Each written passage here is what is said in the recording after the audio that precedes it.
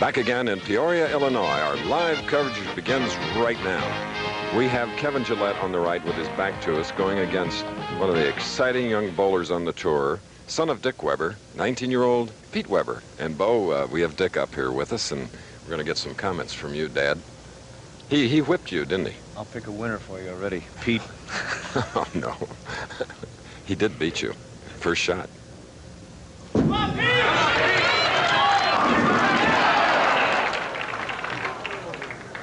Chris, that's the type of shot we can see from all the players today. The outside line where the ball goes way out by the channel, then breaks sharply at the back end, hopefully to keep it real light and scatter the pins.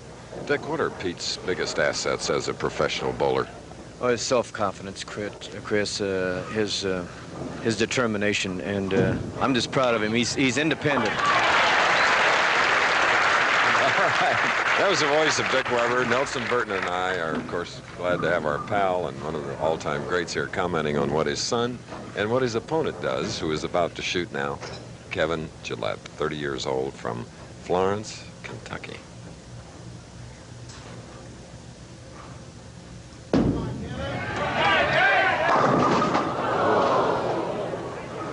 The 4-7-9, the ball broke very sharply at the back end. That's the one penalty you can have playing the outside line. From inside, they might have tripped the 4, but here the ball cuts right through. No chance to knock out the 4 or the 7 with the 2-pin. Last year, the champion here was Earl Anthony. Earl finished 51st, Marshall Holman 28th, Guppy Troop 104th. Little extra speed. However, an open frame and an 11-pin lead by Pete Weber.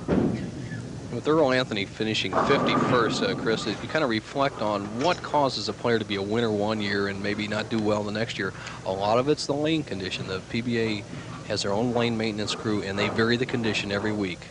There's Kevin Gillette's lovely wife, who came in from Florence, Kentucky, to see what her husband can do today. And their son, Bo, is here as well. Crossover strike. Well, Dick, you need a few of those every now and then. Well, you can use every break you can possibly get, Chris, in any match, any single match, or any time during the tournament. It's always important. Here's a young man, Dick's son, Pete, 5 foot 7 inches tall, 135 pounds. I can relate to him. That size sort of parallels mine.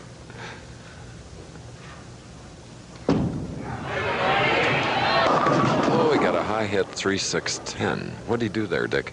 Well, he just hung on the ball a little bit, didn't really stay with it and get the thumb out early. He just hung the ball with the thumb and lofted it too much, and that's the reason the ball went real high. Peter, with a style his father is very familiar with, stiff-legged, high backswing, and tremendous power, as all the contemporary young players have today, and Daddy used to have when I first met him about 25 years ago. Daddy lost it, though. Beautiful shooting of spares by Pete Weber of Florissant, Missouri, where we were last week at the Dick Weber Lanes, a suburb of, that great city of St. Louis.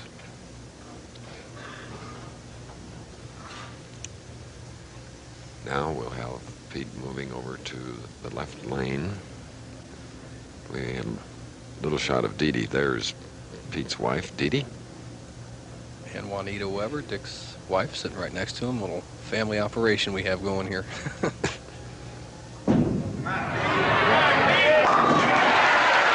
he's in the pocket.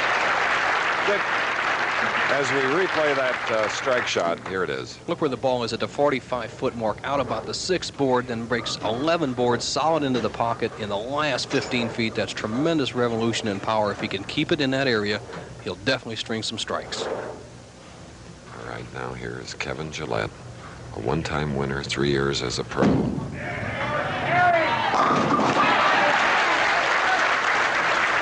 Well, Nelson, as we got another strike, you predicted some good scores. Kevin Gillette, Chris, has the very short, methodical stroke, much different than Pete Weber. He stays down with the ball, comes straight through, and goes down the boards with the shot. This is a very tough competitor. When he's had a chance in his previous tries, Chris, he's been very tough and always good in the clutch. He won the Canadian Open to get his first title, defeating Mike Albee in the title match in Hamilton, Ontario. We have a lot of Canadian viewers, Bo. Yes, CBC does a nice job. Mm-hmm. A 10-pin, a capacity crowd here in this establishment that has a little of everything. A health club, a barber shop, hair salon, restaurant, you name it.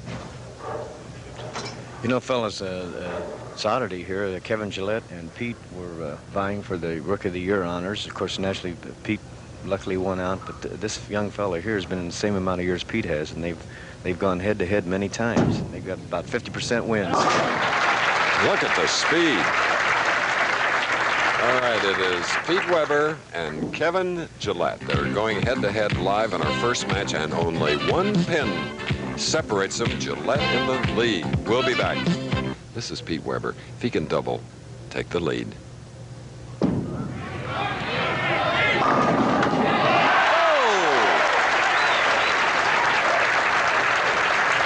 And his father, Dick, is up here with Nelson Burton and me. Describe that one, Dad. Well, that's something Dad used to do back in the 1940s and 50s, Chris, but that's an asset that Pete has. He has such a strong rolling ball that he gets a good pin action like that. All right, 10th on the current PBA money list with 17. Dick, first opportunity, I want to get your advice, what you'd give to a parent about coaching his or her child in bowling. Let's watch Pete, though, first. Going for 3 in a row. Now that he has it, what advice would you tell the parents viewing about coaching their own children? Well, Chris, I taught my kids all the basic fundamentals of the game, and that was it. After that, they developed their own style around the basics. When they had a problem, they had to come to me because I'd never forced the question onto them. Dick, what basic number one thing would you say? Arm swing, footwork, timing, what? Oh, I just think the basics of approach, swing, and delivery of the ball, Bo, and that's about it. Let them develop their own. That was the 5th frame shot by Kevin Gillette of Kentucky. He had a spare up, and now he's going to have to try to cover the 10-pin on the right line of this championship pair at the Landmark Recreation Center. Kevin Gillette used a lot of speed across lane, and so far the difference in this match has been the power of young Weber. He has carried the light hit. Kevin Gillette has left 2 weak 10s, one in the 4th frame and one in the 5th. Bo, as we look at Mrs. Gillette, we asked Kevin earlier why this tournament has special significance. Well, I got knocked out by Jim Miller the 2nd week of the season, and this is my first chance to get back into the Firestone. And the Firestone is the biggest tournament of the year that we have, and it's something that the prestige alone is worth the trip, much less the money. All right, Kevin Gillette shooting now in the 6th frame, spare working. Big strike. And Nelson, since your dad is one of the original Hall of Famers, what did he teach you about bowling as we look at Mark Roth, the alternate? Well, my dad, when I was coming up, stressed much of the basics that Dick Weber's father did. In essence, really learn control, a good arm swing and good rhythm, and then learn the proper shot for today, the conditions. Today, it's the power ball, as young Pete rolls. In the 50s and 60s, when I learned to bowl, it was a down and in shot, much like Daddy Dick uses. Look at that, using all the approach. Oh, and he cranks it.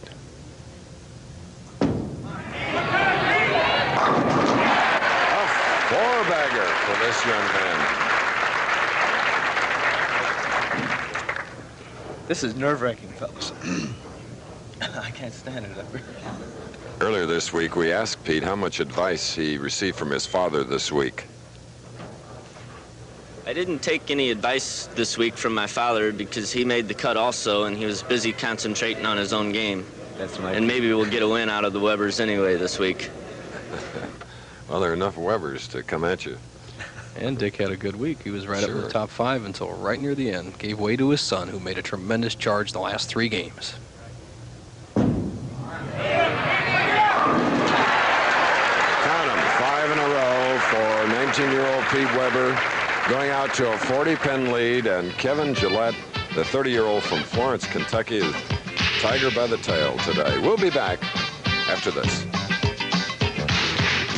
Hi, I'm Earl Anthony. Next week in Toledo, Ohio, I'll attempt to defend my title in the second jewel of bowling's Triple Crown, the $200,000 PBA National Championship Be sure to join us live at 3:30 Eastern Time on ABC. Earl Anthony, who finished 51st here in defense of his championship in the True Value Open, 26,000 short of the $1 million mark. Next week, the winner, PBA Nationals in Toledo, will be 38,000. Maybe he'll have better luck next week. 310 for Kevin, and you can see just how he feels on that face, the expression. That was a critical shot for Kevin to get back in the match. He just pulled up at the line and muscled the ball and left the 310 baby split. And I really like this style of shooting spares. He goes across lane with a lot of speed and uses deflection and accuracy to convert splits and spares. 2-1 for the pros. That's one way. Let's watch Kevin Gillette's release. Gillette has a good uplift on the ball. His wrist rolls underneath it, and he throws a spinner. Now watch his thumb will come out about 12 o'clock right here, and then his fingers will rotate counterclockwise around the ball, and the track on the ball will be outside the fingers and outside the thumb, about 2 inches outside both holes. Former automobile salesman. All right, finally, getting untracked in the 8th. He had a double in the 2nd and 3rd. But he's going against Pete Weber, who has strung 5, and there he is. 5'7", 135 pounds is Bob Handley, who will meet the winner of this, is warming up. Dick, that's one great thing about bowling. All sizes can really enjoy the sport. Definitely, we have a size like Steve Cook, who's 6'5" and 250 pounds or so, and of course we got Sam Flanagan, 6 foot, and we have Wayne Webb's 5'2" or 3. So all sizes correct. A high hit for Pete Weber, 3-6-10. That 40-pin lead can sometimes be deceptive. Big power players have trouble filling the frame sometimes, and Kevin Gillette still can shoot a 227. Didn't that come up beautifully to cover the 3-6-10? A young man that finished 2nd, runner-up to Jim Miller in the Showboat Invitational. And last year he finished 3rd in the Denver Open, 3rd in the Kessler Classic, in his dad's hometown of Indianapolis, Indiana. Chris, I wish you had seen Dick Weber when he saw that low shot that John DeLisa just gave. He thought that Peter's ball was going right in the channel, and he just turned over it and said, oh my goodness, what's happening? But it well converted. Peter needs to mark in the 9th and 10th to close out Gillette. He needs a spare in the 9th and a spare or mark in the 10th.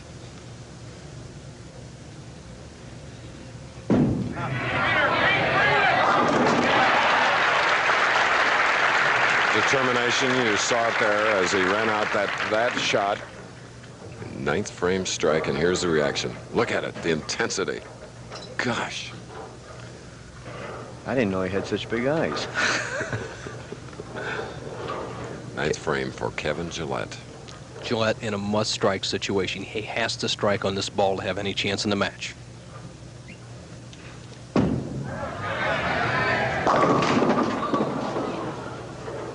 Leaving the 4-pin, our scorekeeper today, back after an absence, Palmer Falgren, who was a True Value Open winner in Florida.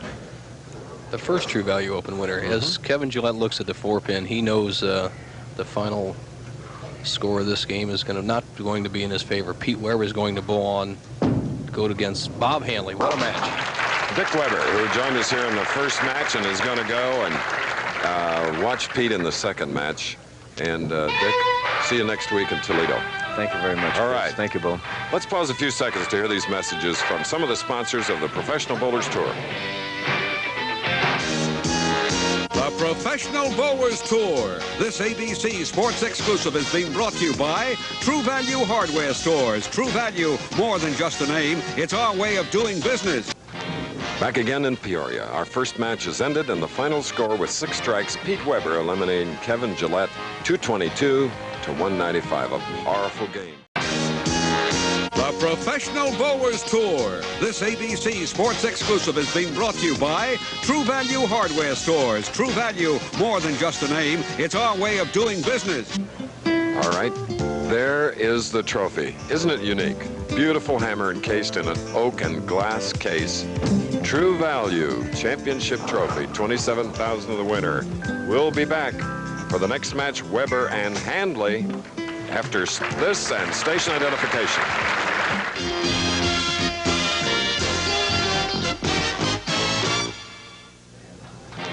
Back again in Peoria. Our first match has ended, and the final score with 6 strikes. Pete Weber eliminating Kevin Gillette, 222 to 195. A powerful game for the 19-year-old. And now Weber goes against the 29-year-old from Fairway, Kansas, a former school teacher, 29-year-old Bob Handley. This ought to be a neat head-to-head confrontation, Bo.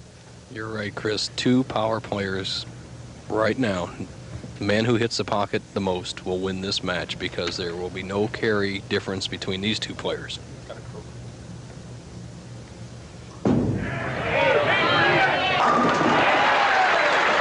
Right off and winging. 6 strikes in his victory. First game, he opens with 1, and now Handley, who had been warming up, as Harry Golden, our tournament director, says, in the wings. Bob Handley, 6'1", 165 pounds. Crankin' Bob, hooking Handley. Uses all the approach, and the most awesome, I would say, of all the power players on the tour. He really sprays the ball around and sprays the pins. I got a high hit, 3-6-10 on the right lane of this championship pair. Chris, you talk about your wrist wrestling you're going to have on Wide World of Sports. Here's a player that uses his wrist on every shot. The wrist is a very important part of the game of bowling, and Bob Handley probably has the strongest wrist action at the release point of any player out here on the tour. Now he's going cross lane for the 3-6-10.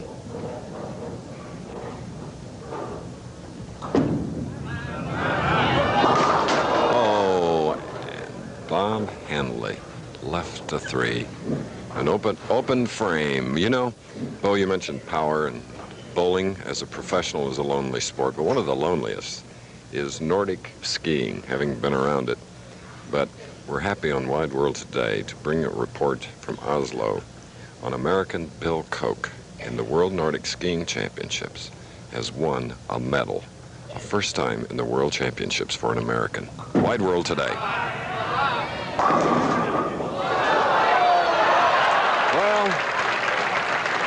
Got to have a break every now and then, and a little luck in every sport helps. Watch this. Watch the head pin. Watch what it does. It'll go to the left sideboard and come all the way back across the lane. There it comes out of the left channel. 5 pin just missed a 7 and knocks out the 10. I don't know if that's a good break or a bad break. I think he should have had a strike to start with. Yes. A long week here in the True Value Open, and here you see the leaders by round. Mark Roth, who finally wound up 6th, those are alternate. Then Alvin Liu, strong 2nd and 3rd. Art Trask, whom you'll see a little bit later on. And then Al Stoneham. Trask and Stoneham coming up here in our finals. 160-man field, 42-game format, down to the final 4.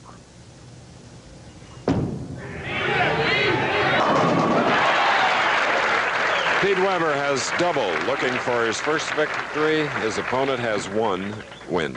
The pins just have no chance. Right in the swish spot. Watch the 5 pin. There, the ball just got it. Just straight back. That's awesome power to be able to spread the pins like that. You know, I've asked Weber and Don Carter and some of the older players what they think of these younger players we have out, these power players such as Pete. And in their day, they're not sure if the power ball would have worked, but nobody had the power that these young players are demonstrating out here on the Pro Tour. You mean conditions are different on the lanes? Very much so. Urethane finishes allow you to hook the ball a lot more and still control it. Powerful ball, 19-year-old Pete Weber, a 3-bagger, taking a 31-pin lead. Bob Handley, the veteran, he's been a PBA member for 5 with 1 victory, and that was in Alameda, California in '81. And in the True Value, he finished 3rd last year in Miami. We're in Peoria today.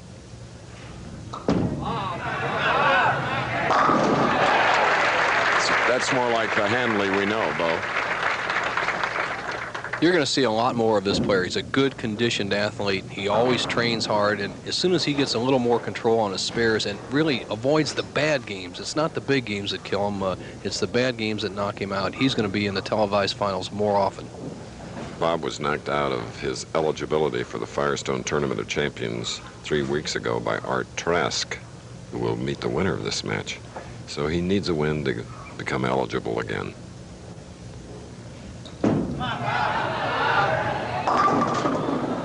High hit leaving the 3-6. Is he hurrying his shots?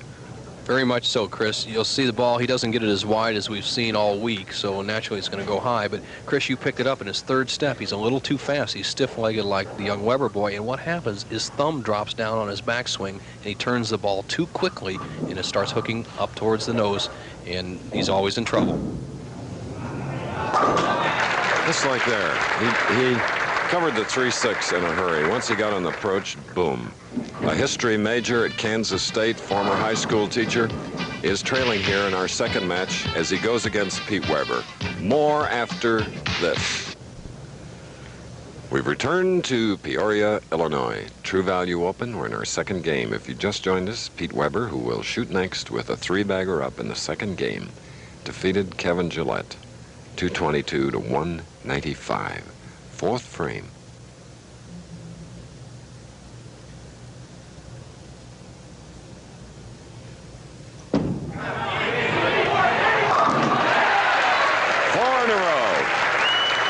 And Pete Weber is making it work in Peoria.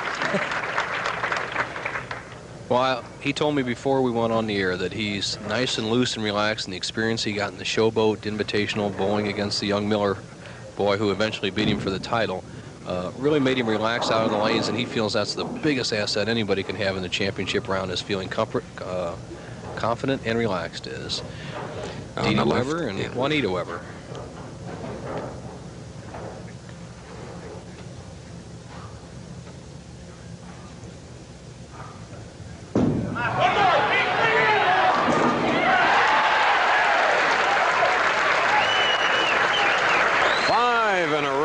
Second game, a replay.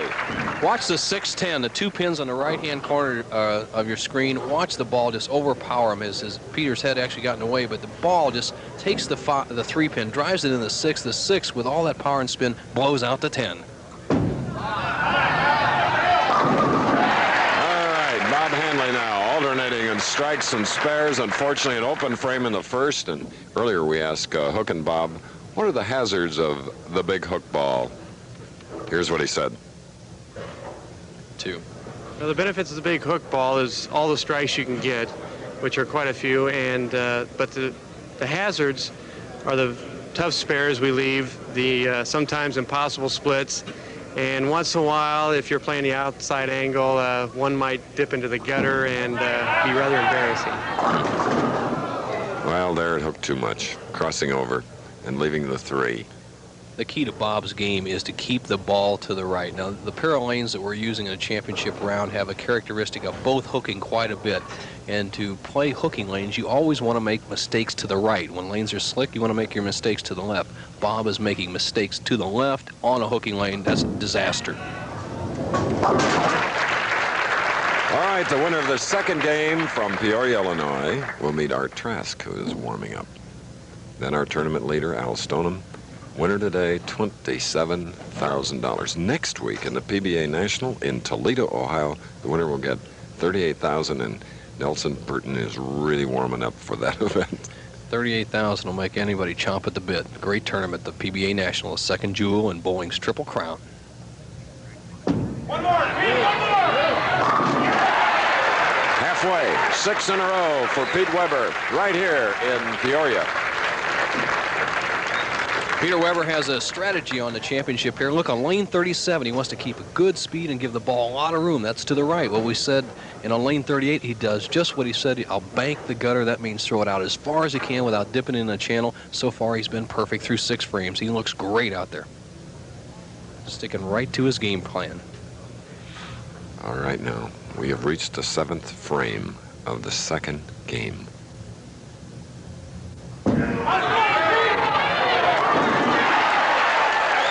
Seven strikes in a row. Listen to this capacity crowd. There's the owner of the lane smiling on the left. Just overpowers the pin. He knocks out the weak 10. The 6 pin lays in the channel, smacks the 10 out, And wow, did he want that one.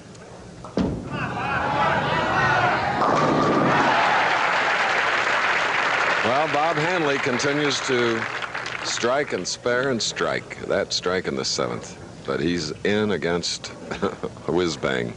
Well, Bob Hanley had one really bad break this week, Chris. When he went in to get his balls out of the bowling balls out of the paddock this morning, somebody had gone and left with his bowling ball, so he's using a different ball than he used all week in a tournament, and that is definitely a big problem and a detriment to your score. Oh, that one didn't come up at all. And there's where the equipment difference comes. He was getting that ball back all week to the head pin. If it didn't go in the channel, he would get it back to the head pin. He's been forced to use a harder ball. He's using a ball that doesn't hook quite as much, and he doesn't have the margin of error to the right. There you see the 1-2-4.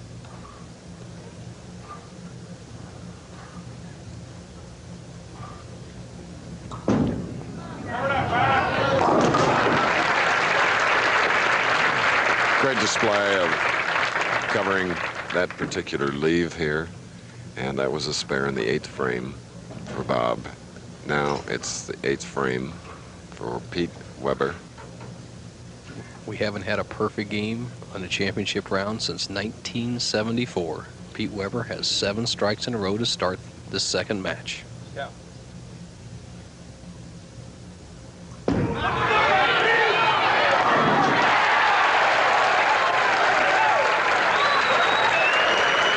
In a row, 4 to go. Whew. And all in front of his wife, his dad, Dick Weber. Dick, it has to be.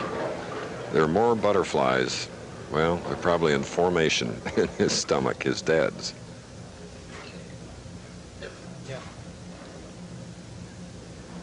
Left lane, 9th frame.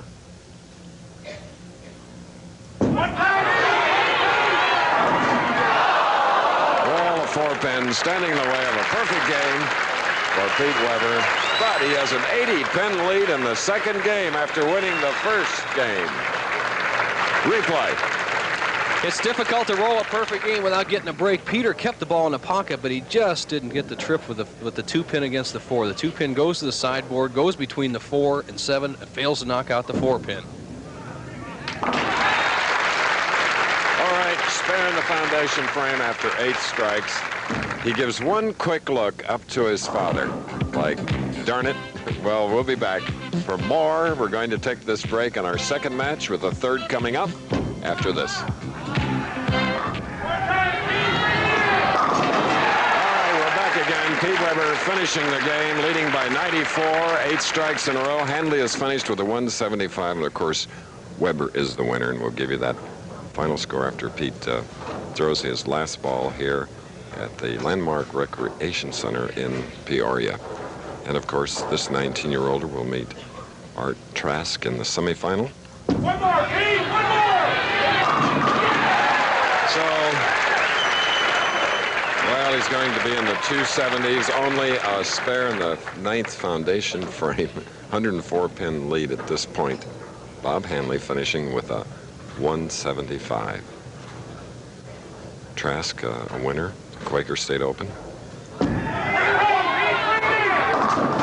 Crossing over, leaving the 3-6 and a 277 to Bob Hanley's 175 and 2 wins, and here's Bo. Peter, super. What was going through your mind when you had 8 in a row? You came up in the 9th frame, almost immortality. Well, I wasn't nervous at all. I just went up and I threw my best shot. I pulled it a little bit and I left 4-pin, but it doesn't matter. Well, everybody needs a break when they roll a perfect game. Did you think about the $10,000? Yeah, it was going through my mind. All right, Peter, you got 2 matches away from getting in the Firestone Tournament Champions, and we'll see what Peter can do against Art Trask right after this commercial message. Here at the Landmark Recreation Center, a big victory for Pete Weber, his 2nd of the afternoon, 277 to 175. The vital statistics for this year's True Value Open: $150,000, 160 players went to the field, almost a 210 average for 48th place in the money, 213 to make the top 24. And here's how some of the other players finished. Roth, Dick Weber real close. Bobby Knippel, we saw him in an earlier telecast. Alvin Liu back up there. Lefty Steve Westberg, Pete Couture. Charlie Tapp, the highest average player on the tour so far this year. Wayne Webb had a 300. Steve Martin steady. Tommy Laskow steady. Gil Sliker up there, 16th place. Sam Zurich, Reiniger up there. We've seen him twice. Bellinger up there. Danny Hamilton making a cameo appearance. Sam Flanagan steady as ever. Steve Wunderlich from St. Louis, a 300 again this week. Bill Spigner and Ed Martin round out the top 24, Chris. And now the young man that has a 249 average in 2 games here in Peoria, Illinois. Pete Weber goes against 32-year-old Art Trask, a winner this year at the Quaker State Open, Grand Prairie, Texas. Defeated Mark Roth in the finals, and coming into that he had 4 career second-place finishes. Finished second overall in this, the True Value Open, and shooting first will be Weber. One time, Pete, one time! Yeah! Ooh, solid 10. The first tap he's had so far in the championship round today. And it's interesting, Chris, the psychology of some of these players allowing somebody like Pete Weber, who's so hot, to finish on the right-hand lane again. The higher finisher in the 42-game tournament is Art Trask, and yet I think after seeing how hot young Weber is, would make him finish on the left-hand lane. There must be something going through his mind. All right, it's a spare for Pete Weber, who had 10 strikes in his 277 to 175 win over Bob Hanley. Now, from Fresno, California, 6th on the money list. Look how he puts that ball up there and looks down at that spot.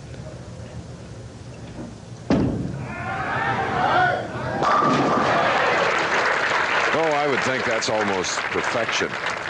Classic style. He's so well trained. He's had 8 years experience on the Pro Tour. He's learned his lessons well.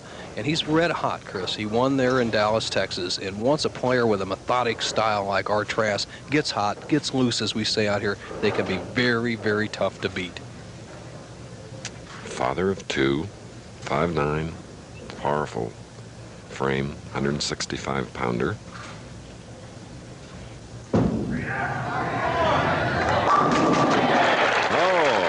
The challenge is out now for Pete Weber. Trask with a double. Here's the second strike. Powerful strike. Watch the 5-pin go straight back, almost chop off the 8. In fact, the ball nicks it and gets it. He knew he threw a great shot there. That brought him up to his feet. Now the young man who weighs 30 pounds less. Pete Weber on the right lane, spare working.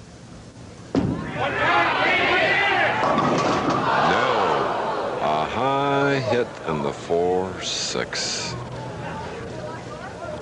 Big tonk right through the center. We've said there's some hazards, as Bob Hanley proved, of the big hook ball. Here's one of them. When you go high, it's breaking through so sharply, you have very little chance of breaking up the splits. A lot of speed. Tell you, Bo, the only thing that knocked those two down is a D10 Caterpillar made right here in Peoria. Pressure is really on. Drew open frame, now shooting in the 3rd. Bring it home, Pete, bring it in! Okay, how they rebound after an open frame. Art Trask. Double up. A 3-bagger for Trask.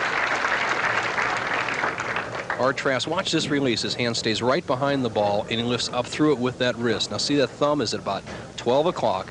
The finger's slightly on the side and straight up with that wrist rotating through the ball and lifting the ball out on the lane, not bouncing it out. A ball should land on the lane like an airplane, hopefully glides into a runway. Spoken by a Bonanza pilot. All my landings weren't quite as good as that ball that Art Trask just rolled down that shot.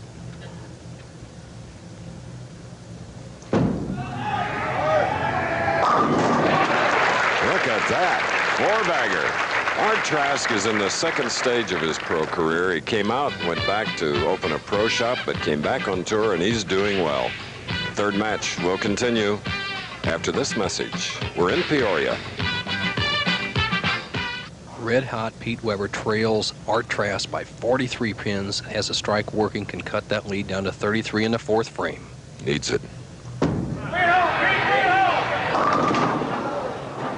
leaving the 3-6. Peter just not getting that ball as wide as we saw in the earlier matches. He has to get it out by the channel, breaks right through, leaves the 3-6 spare, cross lane. Has to use a little extra speed. It looks like he's tiring a little bit, Chris. Yes, and he can't let his dauber to get down. Young player, you know, that can happen. Well, the excitement of that big string, that possible 300 he had in the previous game, really drains a lot from a player. Okay, in disdain, Pete shoots for, and there's Mom, Juanita Weber. Spare in the 4th frame for her 19-year-old son. Now he'll be shooting in the 5th on the left lane of this championship pair. Pete Weber is the only son that Dick Weber has never defeated. Son John, who has bowled some on the tour, he beat him in match play. Dick Jr., who is the oldest of the 3 sons, he's also gone down in defeat to his father. This youngest son, Peter, has never tasted defeat from his father yet. One time, Pete, bring it in! All right, the young man that had 10 strikes in the previous game gets his 2nd through 5 frames. Has the left lane zeroed. He has been in the pocket every time. Got 1 solid 10 and 2 strikes. If he can conquer the right lane once again, he can give Art Trask a match. And Art has 4 in a row. This is a 5th frame.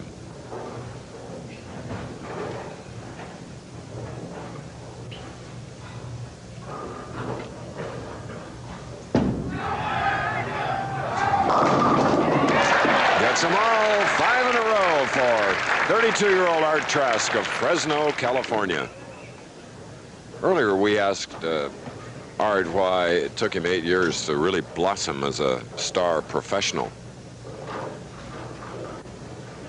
I think perseverance has been the key. Bowling on the tour is a learning experience. It's taken quite a number of years to get everything put together, and if things keep going the way they've been going so far this year, I'm looking for bigger and better things. Well, he's earned $22,000. Coming into this, the winner today will get a ton of money. Halfway with 6 in a row, which Art Trask's opponent enjoyed in the previous game in his 277 to 175 win over Bob Handley. Pete Weber, to whom we're looking, defeated Kevin Gillette in the first game, 222 to 195. Peter had 8 strikes in a row in the last game. If he can finish this game with 8 strikes in a row, he'll have a 247. That's right about the pace that Trask is going in the early going. One time, Pete, one time! Just didn't come up, leaving the 2-4. Pete Weber with that high backswing has to use a lot of approach, and so he starts all the way at the end, 17 foot, 5-step delivery, 1 step over the other, then a good knee bend and slide, and that power lift. All right, 87 through the 5th, the spare up in the 6th.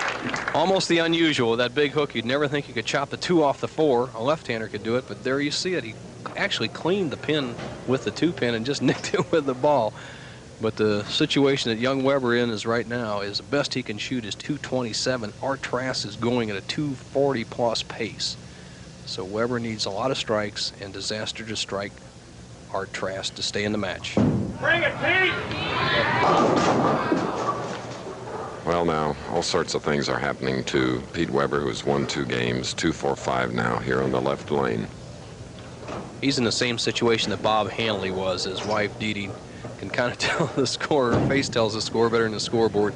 That the opponent is striking, there's no way to stop him, and you're having trouble. You sit down and watch and just see what happens. In the $150,000 purse today, the winner will get 27, the runner-up 14. And the loser of this match will get $8,500. Bob Handley earned $7,000 today, and Kevin Gillette $6,000.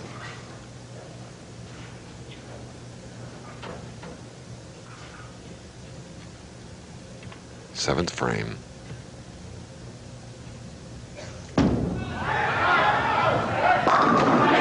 Seven in a row. It's a hot pair, first for Weber, now for Trask, a profile replay.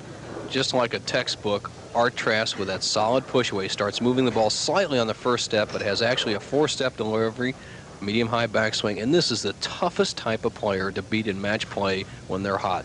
See how his foot slides perpendicular to the foul line, directly in line with his target.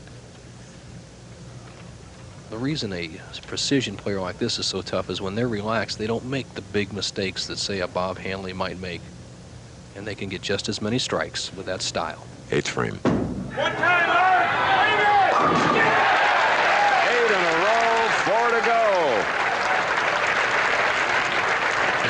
No doubt about this one. 10 in the pit. Trask has got it going. 8 in a row. Beautiful. And now Pete Weber, who had 8 in a row in the previous game. 8th frame. 6 pin.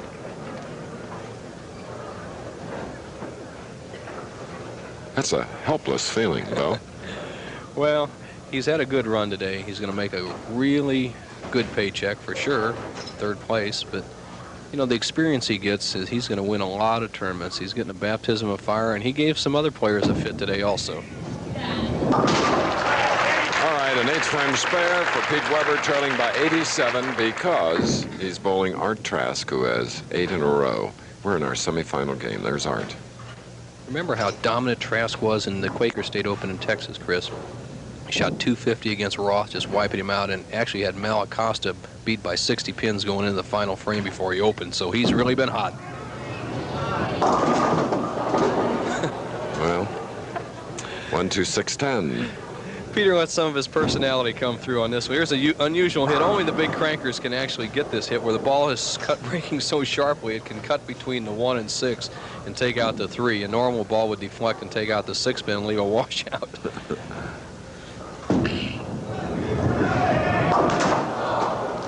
Well, chopping the 2 off. The old adage, show me a man that likes to lose and I'll show you a man that's letting his team down. Pete hates to lose. Art Trask is the story. We had Pete Weber with 8 in a row last game before he came off with a 4-pin. Art Trask is now in that position, 8 in a row to start the first game that he's played. Right lane.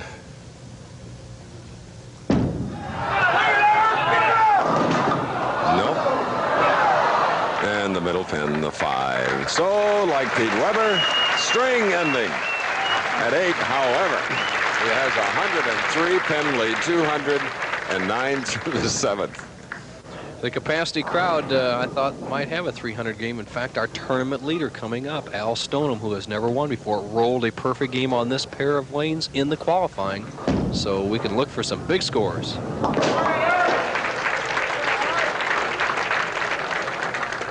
Trask wide, just sends the head pin to the sideboard. Hopefully, if he got a good break, he could have tripped the 2-4-5 out. Watch what's left.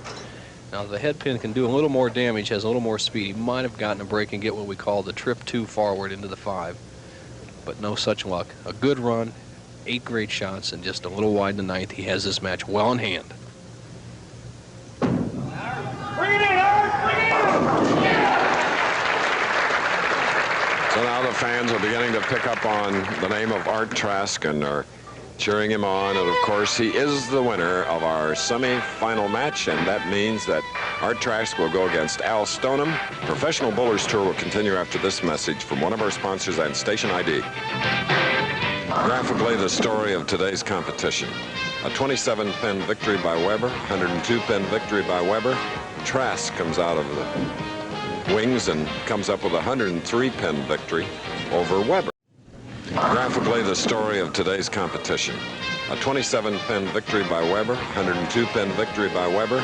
Trask comes out of the wings and comes up with a 103-pin victory over Weber. Now, Trask goes in against the tournament leader, Al Stoneham, the 26-year-old from South San Francisco, California. It's all California in our final match here at the beautiful Landmark Recreation Center in Peoria, Illinois. And apparently Al Stoneham is going to let somebody start on the left-hand lane, just like Art Trask did. The psychology of that is you either think you can hit the lane you're finishing on best, or you'd like to have the other guy up there with a chance to beat you or choke. So there's a lot of pressure out there. Stoneham wants to finish first. He's letting Trask begin.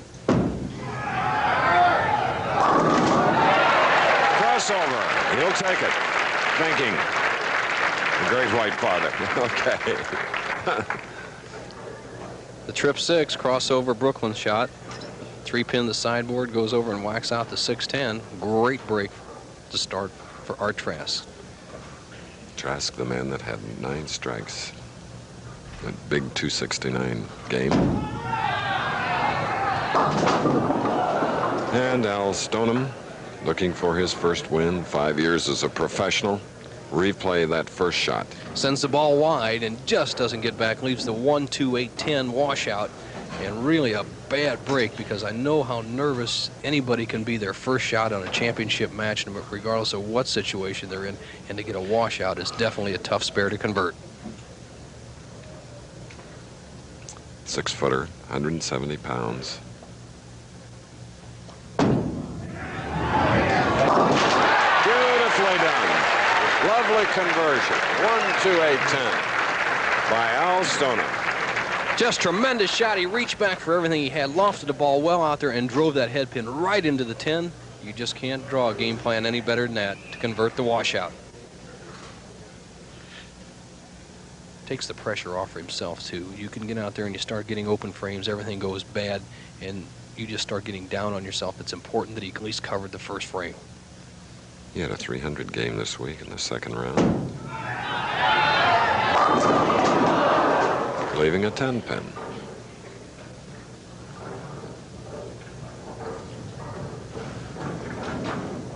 Al's been on the tour for 4 years and actually went to college at San Mateo, and he studied police science, Chris, and was ready to become a police officer. He said, well, I think I'll give bowling a try, and he's been pretty successful so far, and he's getting better every week.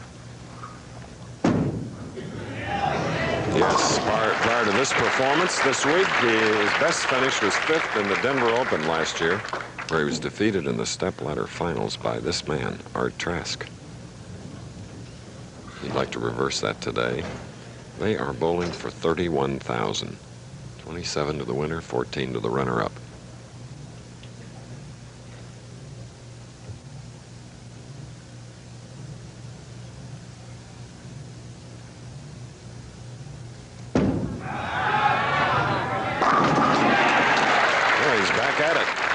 He had 8 in a row in the previous game. Now he is opened with a double and an 11-pin lead.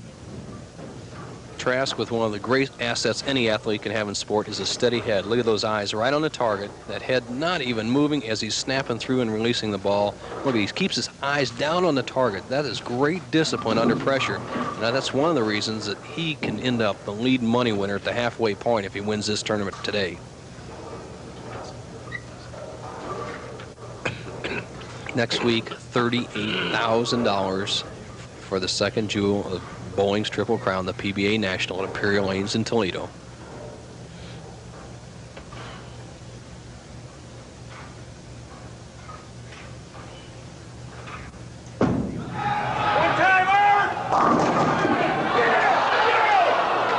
Oh, a 10-pin. Trask, 2 balls in a row on the left-hand lane, has just lost it. It's breaking sharply, goes over. He almost trips the 6-10 out again. What a tremendous break it would have been to get 2 of those in one game, sandwiched between a strike and the second. Art, an excellent spare shooter. All of the approach. You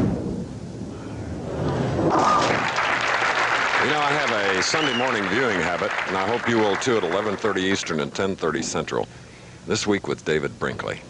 And tomorrow's discussion will center on the increased American presence in El Salvador and President Reagan's soon-to-be-announced Caribbean Basin Initiative. Secretary General for the Organization of American States, Alejandro Orfila, will be the featured guest. Also Senator Patrick Leahy, who's just returned, along with former Ambassador Robert Wright. And it's a 7-pin for Al Stoneham of South San Francisco. Almost leaves the swish in 7-10. Ball finishes a little late, drives the 5 over towards the 7, doesn't quite get there. The 6 lays in the channel, knocks out the 10, avoids the split. Fellow with the best of all 5 average on this championship pair of 231. Now to the left of center goes for the 7.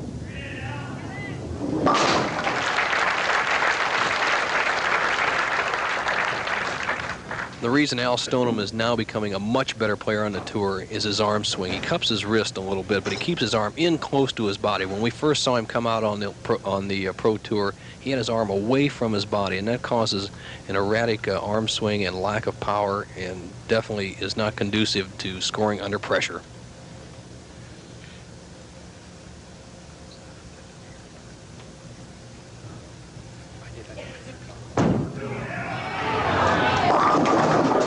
I hit the 3-6-10, the tournament leader, having his problems here in the final championship match.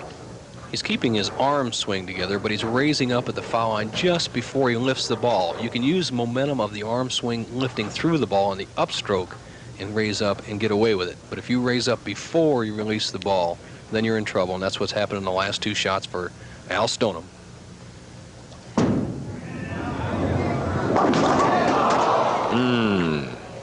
Leaving the 10.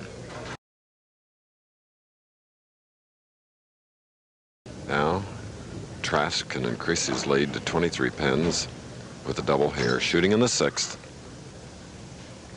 Trask, his second opportunity of the match to really put Al Stoneham in trouble. He's got a strike working, he's got the experience over Stoneham, and he's been red hot.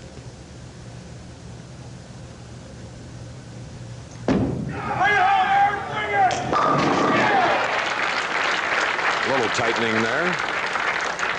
It's a double now. Perfect shot for Trask, just cuts right through, knocks all 10 pins in the pit, and the ideal 5-step delivery of Art Trask. Methodical, each step, heel, toe, gaining momentum as he goes, a nice long slide, and notice how the ball is released in the slide. You don't want to stop and then release the ball, it jerks you off balance. That's Harry Golden on the left, PBA tournament director. Trask had asked for reset and gets it. Everything seems to be okay now. A player is allowed a quarter-inch tolerance from the center of the spot of that equilateral triangle of 10 pins down there, and if they're off a little bit, they can ask for a reset.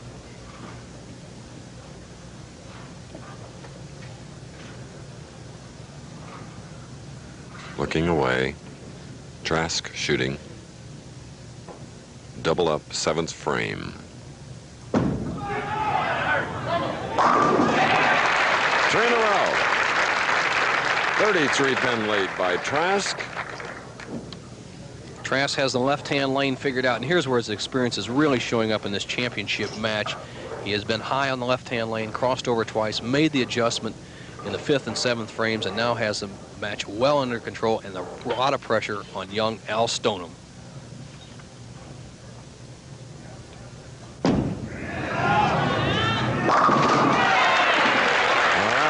Tournament leader Stoneham with a strike in the 7th. Al Stoneham with a good uplift with the wrist, his hand right behind the ball, thumb slightly on the side, lifts up with the ball, not around it. Many players try to hook the ball by going around the ball. Al Stoneham lifts up the back of the ball. That's very important. And his situation is this right now. He can shoot a 223 if he can strike an 8th, 9th, 10th, 11th, and 12th. Trask is only going a 216 pace. He could tighten the screws.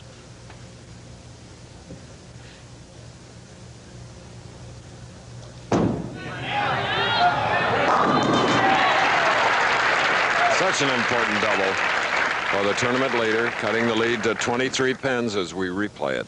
He's right back in the match. He lifted through that ball, drove the 6 right into the 10, and now he's got some pressure on Art Trask. Get that reaction.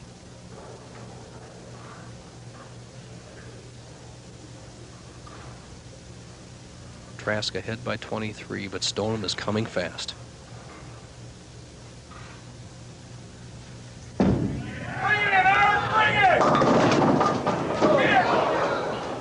Last moment, 10 went, the 6 standing. You know, one thing for Trask, whatever happens today will become the money leader for the year. And he's earned every dime of it over many, many years. He didn't earn that #1 spot just in a quick 8 weeks. He's put 8 years of experience out here at the Pro Tour. Right now he's in a position to win his 2nd title of the year. All right, Art.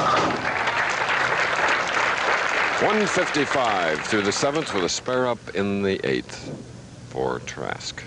If Al Stoneham wins this match, Chris, he will be our 6th new winner out of 7 weeks on the Pro Bowlers Tour and knock Paul Moser out of the Firestone Tournament of Champions, which comes up in April.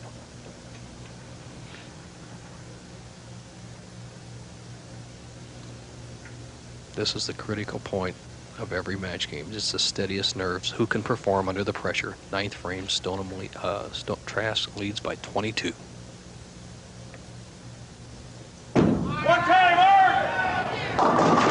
Oh, and the foundation frame leaving the 6-10. It's so important to knock that 3-pin out right there, because not only for the count reason would it drop to 19 instead of 20, which would have forced Stoneham to get one more strike, but also the difficulty factor on the spare. It's a lot easier to make the 6-10 than the 3-6-10.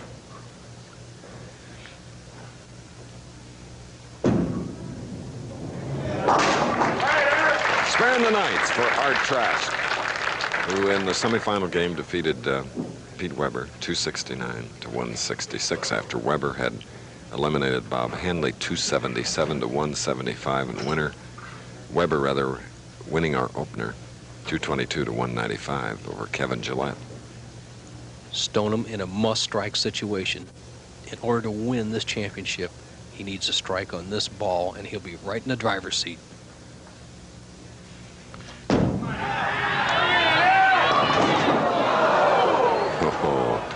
High hit, 4, 6, 7, 9, 10 on the right lane. Al just raised up at the line a little too quickly, and the ball is pulled right high. Leaves a 5-pin split. He must go for it to have any chance of winning the tournament.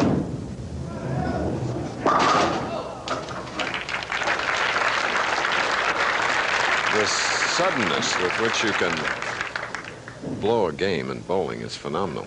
Al Stoneham will look back at that shot, Chris, and say, if I had just stayed down at the foul line, I may have won this tournament. What an inopportune time to get a wide open split.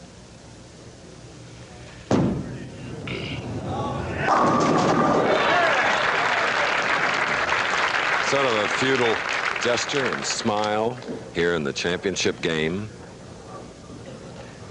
Stoneham, a bit dismayed, crosses over, trips the 6-10 out. That's the hit that Art Trask started this championship match with, but it's not going to do Al Stoneham much good right now. He needed that strike in the 9th. Look back in retrospect, if he had struck in the 9th instead of split, he would have been tied right now at the match. One ball made the difference.